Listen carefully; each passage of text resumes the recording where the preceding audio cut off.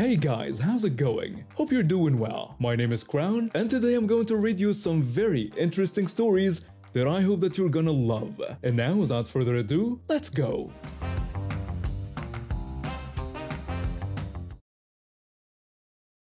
I've been dealing with this girl in my class since we started our prep courses last semester. She is the class representative, which apparently means she thinks she's better than everyone else.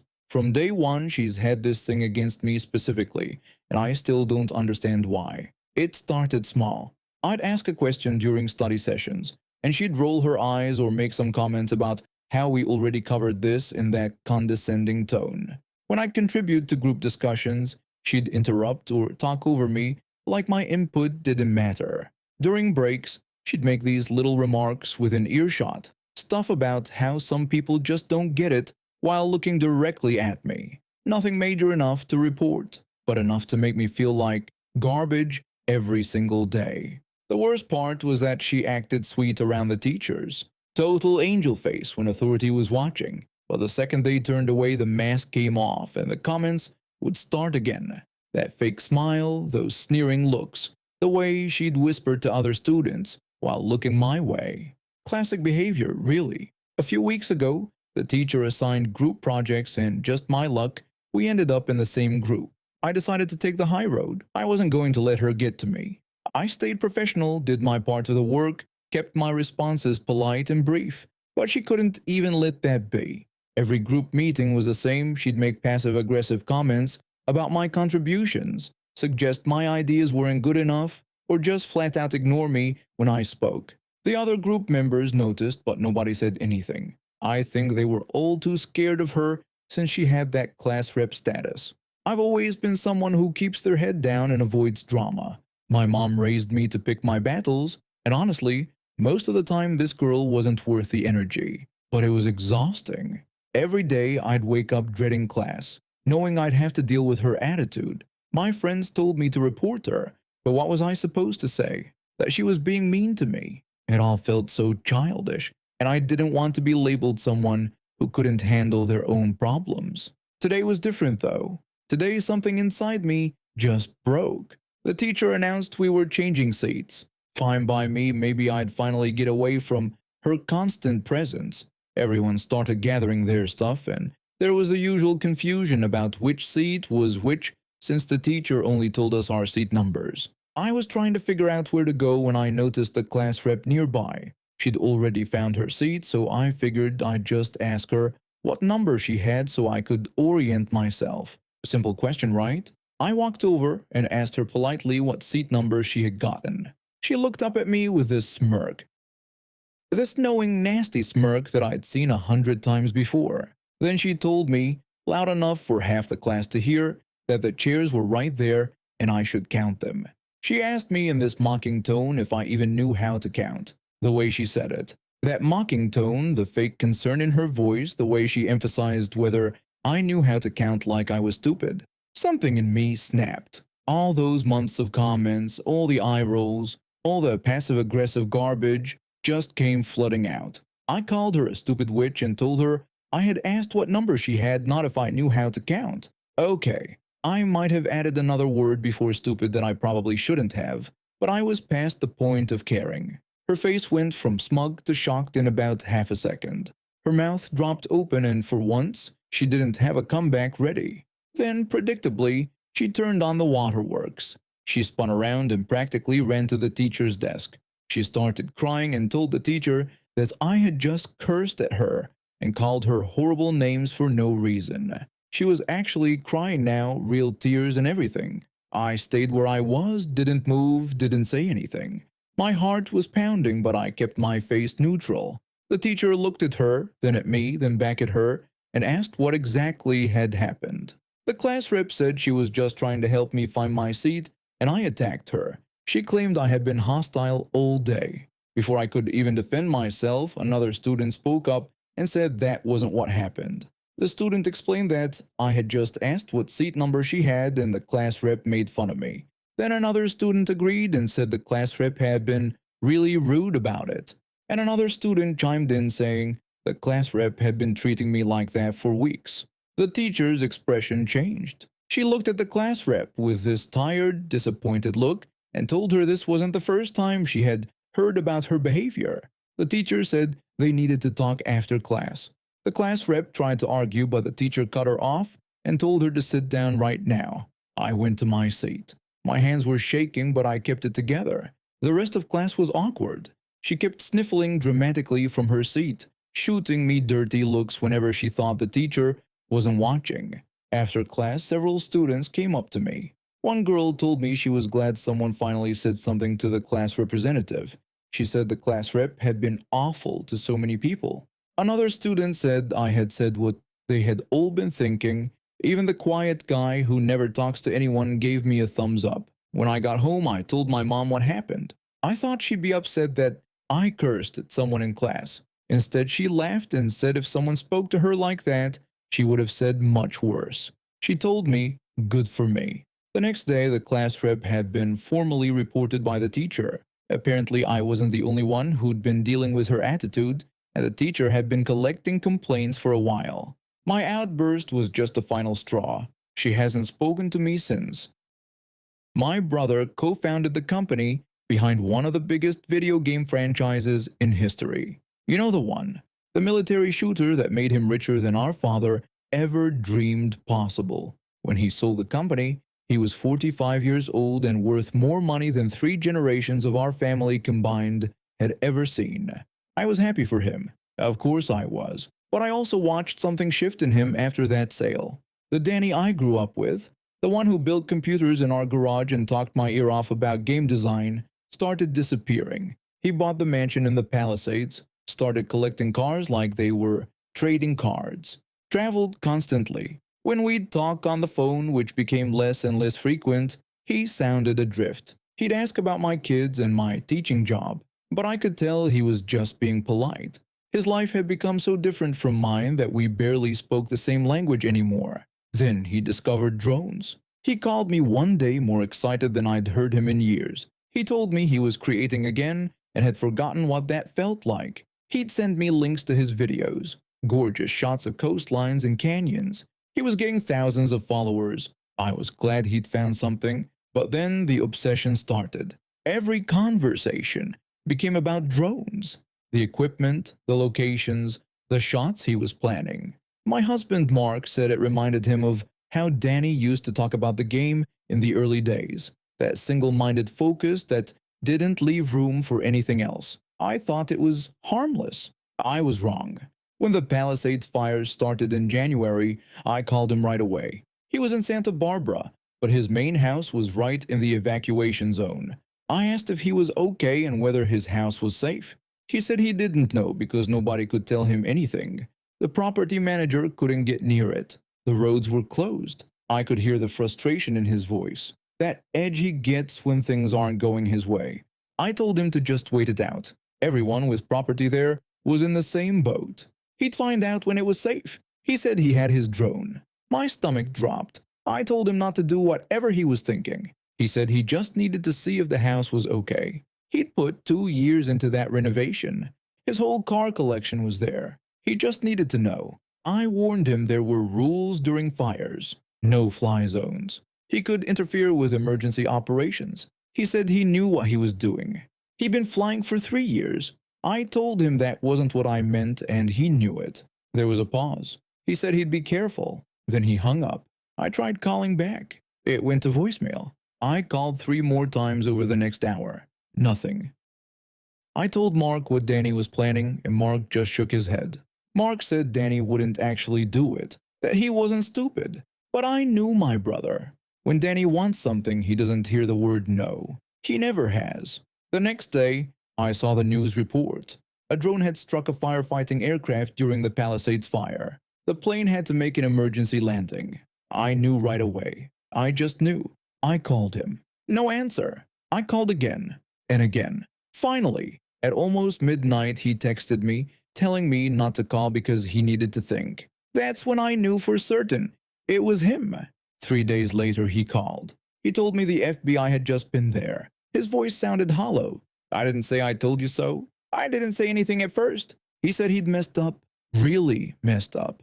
I told him I knew. He told me everything. The flight, The plane, how he panicked and ran, how they traced the drone back to him because he'd registered it, following that one rule at least. I asked what his lawyer said. He told me his lawyer had advised him to cooperate and be honest. I told him to do that, to follow someone else's advice for once in his life. Over the next few months, I watched my brother go through the legal process. He'd call me after meetings with his lawyer and with a prosecutor. He told me the prosecutor had asked him if he understood how many homes burned in the 6 days his damaged plane couldn't fly. How many people lost everything because he couldn't wait? He said she hated him.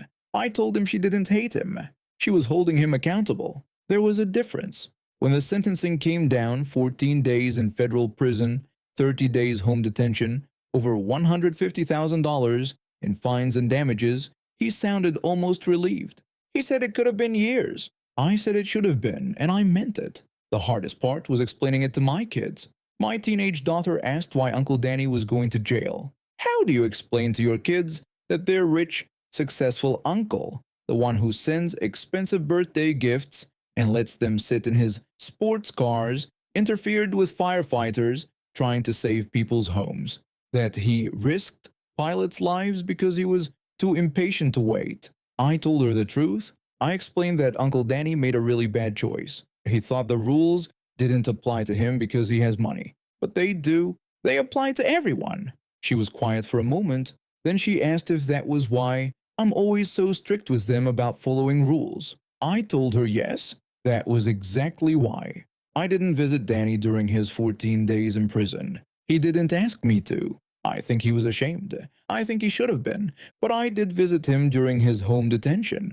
I drove up to the Palisades. His house had survived, completely untouched, and sat with him in his living room. He was wearing the ankle monitor. It looked absurd against his expensive loungewear. He gestured around and mentioned that the house had made it through just fine. I told him I knew. He said he could have just waited. I agreed. We sat in silence for a while. He said I'd tried to warn him.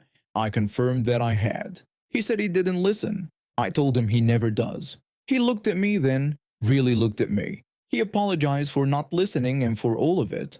I wanted to stay angry at him. Part of me was still furious, but he was my brother.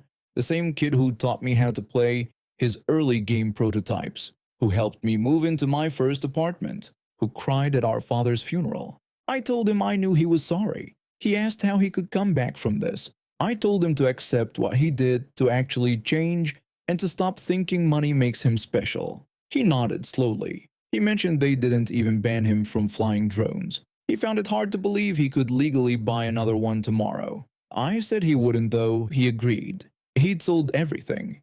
He couldn't even look at that stuff anymore. I told him that was good. Mark asks me sometimes if I think Danny learned anything from all this. I don't know. I hope so. He's my brother, and I love him. But loving someone doesn't mean pretending they didn't do something terrible. It doesn't mean making excuses for them. Danny had every advantage in life: money, success, freedom.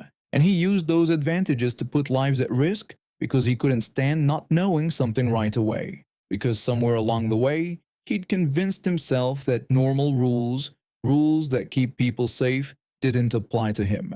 I watched it happen. I watched him change from the brother I knew into someone who thought wealth meant immunity, and I didn't know how to stop it. Maybe I couldn't have. Maybe this was the only way he was ever going to learn. He calls me more now, actually asks about my life, my kids, my work, listens to the answers. It's a start. But every time we talk, I remember that phone call before the fire, how I told him not to do it, how he did it anyway. And I wonder what would have happened if that plane had crashed, if those pilots had died. Would he have learned then? Or would his money have just bought him a better lawyer? I don't like thinking about it, but I do. All the time. Because that's what it means to love someone who almost destroyed lives, including their own, because they forgot they were human.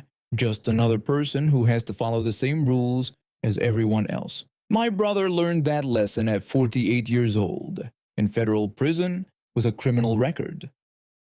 After my grandma passed away last year, Grandpa just couldn't handle being alone in that big house anymore. The grief was eating him alive, and my parents suggested he move in with me, since I had the extra space. At first, I was worried about how we'd manage, but honestly, it's been great.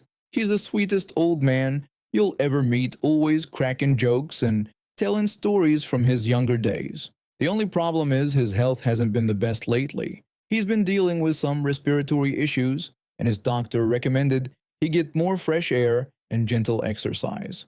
That's why I started taking him to the beach every weekend. This Saturday started out perfect. The weather was beautiful, not too hot, and there was a nice breeze coming off the water. I set up our chairs under an umbrella, made sure Grandpa was comfortable, and we just sat there enjoying the ocean view. He was telling me about how he used to surf when he was younger, which I found hilarious because I couldn't imagine this frail old man riding waves. We were laughing, eating sandwiches, and just having a good time.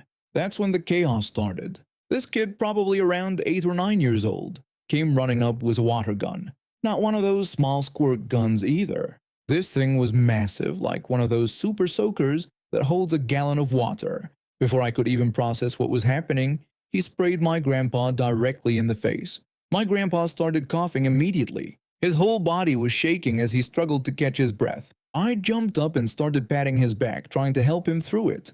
I shouted at the kid, asking him what he thought he was doing. The kid just laughed and ran off. About 10 minutes later, after my grandpa had finally calmed down and caught his breath, the same kid came back. This time he had a friend with him, and they both had water guns. They started circling us like we were their targets in some game. I asked them politely not to spray us and explained that my grandpa had trouble breathing and the water made it worse. The first kid said it was just water and told me to relax. They both laughed and sprayed us again. My grandpa started coughing violently once more. I stood up and positioned myself between them and my grandpa. I told them to stop right now and that this wasn't funny. The second kid said I couldn't tell them what to do. They ran off again, but I had a sinking feeling they'd be back. I was right. Over the next 30 minutes, these two brats came back 3 more times. Each time I asked them politely to stop. Each time I explained that my grandpa was elderly and had health problems. Each time they just laughed and did it anyway. By the 6th time they approached us, I was done being polite. My grandpa's shirt was soaked. He'd been coughing on and off for the past half hour, and I could see how exhausted and miserable he looked. The kids raised their water guns again, and I lost it. I yelled loudly, demanding to know where their parents were. I'll admit I yelled really loud, but I was furious. These kids had been tormenting an old man for no reason, and nobody was stopping them. One of the kids pointed toward the other end of the beach and said their mom was over there. I shouted that maybe someone needed to go get her, because they clearly didn't know how to behave. That's when I heard footsteps behind me. I turned around and came face to face with this woman who looked absolutely furious. She screamed at me, asking how I dared to yell at her children. I started to explain that her children had been spraying my grandpa with water guns for the past half hour, even though I had asked them repeatedly to stop. I told her he had respiratory problems and tried to make her understand why this was serious. I didn't get to finish. She slapped me hard across the face. The sound echoed and I just stood there in shock, my cheek stinging and my ear ringing. Before I could even react, she wound up for another slap. I saw her hand coming toward my face again, and something just kicked in. I don't even remember making the decision. My reflexes just took over. I blocked her arm with my left hand, and my right fist connected with her jaw. She went down like a sack of potatoes. I stood there shaking, looking at my hand, and then at her crumpled on the sand. Her husband came running over, screaming, trying to wake her up. The kids were crying. Other beachgoers had gathered around. Someone had already called the police. When the cops arrived, she was still unconscious. Her husband was slapping her face gently, trying to bring her around. One officer started talking to witnesses while the other approached me. The officer asked me to tell him what happened. I explained everything. The kids, the water guns, my grandpa's condition, the harassment, the slap, her trying to hit me again. When I talked, several people who had been nearby came forward. The first witness said he had seen the whole thing and that those kids had been terrorizing my grandpa for ages. He confirmed that I had just kept asking them to stop. Another witness said that the woman had come out of nowhere and attacked me first. and that I was just defending myself. A third person added that the woman had tried to hit me twice and that my punch was clearly self-defense. The officer looked at me and asked if I wanted to press charges for assault. I looked over at her, finally starting to come around, her husband helping her sit up. Then I looked at my grandpa, still sitting in his chair, looking frail and frightened. I said yes without hesitation. Absolutely yes. Turns out my punch had knocked out 3 of her teeth. I found this out a week later when I got served with papers. She was suing me for medical expenses, pain and suffering, emotional distress, the whole 9 yards. I called my lawyer immediately, and when I told him the story and mentioned I had witness statements and a police report documenting that she assaulted me first, he actually laughed. He told me to let her try and said that, with this evidence, not only would she lose, but we could countersue for my medical expenses, emotional distress, and legal fees. He said if she really wanted to go down this road, we would take everything. So now I'm waiting. Part of me hopes she drops it. But another part of me, the part that's still angry about what happened to my grandpa, kinda hopes she doesn't. Because if she wants to play stupid games, she's going to win stupid prizes. I liked living alone. I had my routines, my space, and my freedom. The extra bedroom was supposed to be my home office, but it mostly collected boxes of old electronics and books I kept telling myself I'd read someday. Then the flooding happened. My sister called me one evening in tears. The river near their house had overflowed after days of heavy rain, and their entire first floor was underwater. They'd been evacuated with just their emergency bags. Her husband was trying to deal with insurance companies, and they needed somewhere to stay while their house got sorted out. She had a 9-year-old daughter, and hotels were booked solid because half the neighborhood was displaced. What was I supposed to say? No, she's my sister. So that's how I ended up sharing my apartment with 3 other people. I cleared out the spare bedroom, bought an air mattress for myself so they could have my bed, and tried to make the best of it. My brother-in-law was quiet and spent most of his time on the phone with contractors. My niece was actually pretty sweet, always drawing pictures and leaving them on the fridge. I really did try to be a good influence on her. Since she was staying with me, I figured I should set a decent example.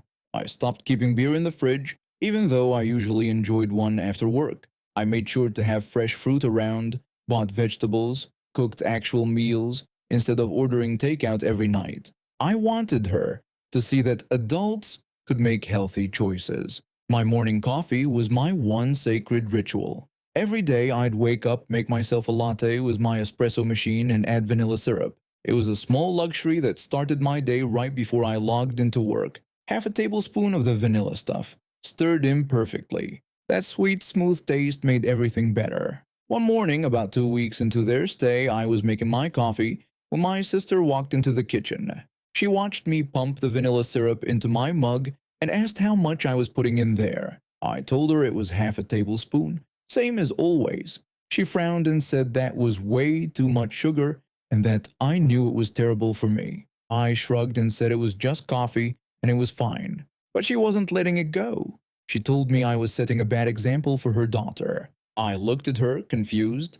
I'd literally changed my entire lifestyle for the past 2 weeks. No alcohol, eating vegetables, buying organic yogurt that cost twice as much as the regular kind. I pointed out that I'd been doing everything right and this was just coffee. She shook her head and said I needed to cut back. She explained that she only used half a teaspoon maximum, and if I actually cared about being a good role model, I'd do the same.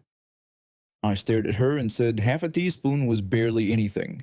She pulled rank then, reminding me that she was a doctor and knew what she was talking about. She went on about how that amount of sugar every single day added up, and if I wanted her daughter to develop healthy habits, I needed to show her moderation. I pointed out that her daughter didn't even drink coffee. She said that wasn't the point. She explained that children absorb everything they see, and when her daughter was older and started drinking coffee, she'd remember what I did and think it was normal to dump sugar into everything. I stood there holding my mug, feeling like I was being lectured by my mom instead of my sister. This was my apartment, my coffee, my routine. I'd given up so much already to accommodate them. I told her exactly that. I reminded her that I'd stopped drinking beer and had been buying expensive healthy food and was sleeping on an air mattress in my own living room. And now she was telling me I couldn't have my coffee the way I liked it. She said, if I was going to do it halfway, what was the point? She told me to either commit to being a good influence or don't bother at all. My brother-in-law walked in then, probably hearing our raised voices. He asked what was going on. My sister told him I was refusing to set a good example for their daughter. He asked what I'd done. She said I was using too much syrup in my coffee, that she'd told me to cut back, and I was being defensive about it. My brother-in-law looked at my mug, then at my sister, then back at me. He asked if she was serious right now. She said yes, she was serious, and this mattered. He pointed out that I was letting them stay in my home for free and had been incredibly accommodating. Maybe they should drop this. But she insisted this was about their daughter's future health. I'd had enough. I told her no. I said I was done with this conversation. I explained that this was my home, that I bent over backward to help them out and was happy to keep doing that, but I wasn't changing how I drank my coffee in my own kitchen because she decided it was a bad influence. She asked if that meant I didn't care about her daughter. I said that wasn't what I said, and she knew it. My brother-in-law suggested maybe they should look into staying with our parents for a while. My sister said not to be ridiculous because they didn't have space. I told them that actually that might be better for everyone because if half a tablespoon of vanilla syrup was this big of an issue, I didn't think this living arrangement was working out. My sister stared at me like I'd slapped her. She asked if I was really kicking them out over coffee. I said she was the one who made it an issue and I was just setting boundaries in my own home. 2 days later, they moved to my parents' house. My parents squeezed them into the guest room somehow. My sister didn't speak to me for 3 weeks until my mom forced us to have a conversation at Sunday dinner. She never apologized, but she did admit maybe she'd been stressed and took it out on me. I still drink my coffee with half a tablespoon of vanilla syrup every morning, and it still tastes perfect. I work as a field technician for a telecommunications company, and on that day, I had to be at a cell tower site about 40 miles south of the city by 7 a.m. The job was routine maintenance, nothing complicated. I needed to inspect the equipment, run some diagnostics, and check the backup power systems. Everything was going smoothly until I got to the backup generator. The thing was acting up, throwing error codes I hadn't seen before. I spent an extra hour and a half troubleshooting it, running tests, and finally getting it back online. By the time I finished, it was already past 10:30 in the morning, and I was behind schedule. I had another appointment at 11:45 at a different site east of the city. The customer there was expecting me, and I'd already had to reschedule once the week before because of a parts delay. I really didn't want to push it back again. I packed up my tools, logged the work in my tablet, and got back on the road. The route I needed to take was pretty straightforward. Highway northbound for about 15 miles, then merge onto the interstate heading east. I'd driven it dozens of times. The highway is divided, 2 lanes in each direction, and traffic usually flows pretty well. Most people drive about 5 to 10 miles over the posted limit, which is just how it goes in that area. I merged onto the highway and settled into the right lane. I was making decent time, thinking I might actually make it to my next appointment on schedule if traffic stayed clear. That's when I caught up to this car. The driver was going maybe 40 in a 55 zone. Way too slow. I checked the left lane and saw cars passing regularly, so I knew this wasn't just normal slow traffic. This one driver was holding everyone up. At first I thought maybe they were looking for an exit or having car trouble. It happens. But their hazard lights weren't on, and they seemed perfectly steady in their lane. Just really slow. I had my exit coming up in about 3 miles. I didn't want to spend the next several minutes crawling along behind this person, so I checked my mirror, signaled, and moved into the left lane to pass. The moment I pulled up next to them, they sped up. Not gradually either. They punched it. Suddenly they were doing 65, 70. I pressed my accelerator to keep up, thinking maybe they just realized how slow they were going. But then they kept accelerating. I watched my speedometer climb to 75, then 80. I backed off. I wasn't about to risk a speeding ticket just to get around some unpredictable driver. The fine in that area for going 25 over is close to $300 plus points on my license. Not worth it. So I eased off the gas, signaled, and moved back into the right lane behind them. I left a good 5 or 6 car lengths between us. We were now doing about 60, which was fine. I figured I'd just follow them until my exit. Problem solved. Except it wasn't solved. Within 30 seconds of me settling back into the right lane, they started slowing down again. 55, then 50, then 45. We were now going 10 miles under the limit again. Cars in the left lane were flying past us. I could see drivers looking over at us, probably wondering what the holdup was. I checked my clock. It was 11:05. I had 40 minutes to make a 30-minute drive, which should have been plenty of time. But at this rate, I was going to be late. I thought maybe the driver was distracted. Maybe they were messing with their phone or the radio and not paying attention. So I tried again. I moved into the left lane and started to pass. Same thing happened. The second I got next to them, they floored it. Now they were doing at least 85. I let them pull ahead and got back into the right lane. This was clearly intentional. They were messing with me. I sat there for a moment, trying to figure out what this person's problem was. That's when I really looked at their car. The driver's side window was rolled all the way down, completely open. I could see their left arm propped up on the door frame, elbow sticking out. They looked totally relaxed, like they were out for a leisurely Sunday drive. And that's when the idea hit me. A perfectly petty, perfectly harmless idea. I eased back into position behind them. Predictably, they slowed right back down to turtle speed. 43 miles per hour. I could see my exit sign in the distance now. 2 miles. I had one more shot at this. For the third time, I moved into the left lane and started to pass. Right on cue, they sped up. But this time, I was ready. I matched their speed and carefully positioned my car right next to theirs. I hugged the striped line between our lanes as closely as I could without crossing it. My passenger side was maybe 3 feet from their driver's side. Then I reached down and pulled the lever for my windshield washer, and I held it down. The spray shot out from the nozzles on my hood. Normally it would just hit my windshield, but because of the angle and the wind from both our cars moving at speed, it went sideways, straight through their open window. I kept that lever pulled for a good 3 or 4 seconds, spraying and spraying. I watched the stream of washer fluid arc perfectly through the air and into their car. It hit their arm first, then their shoulder, then the side of their face, their hair. I even got the inside of their door panel. The driver immediately let off the gas. Their car started slowing down fast. They were shaking their head violently like a dog that just got sprayed with a hose.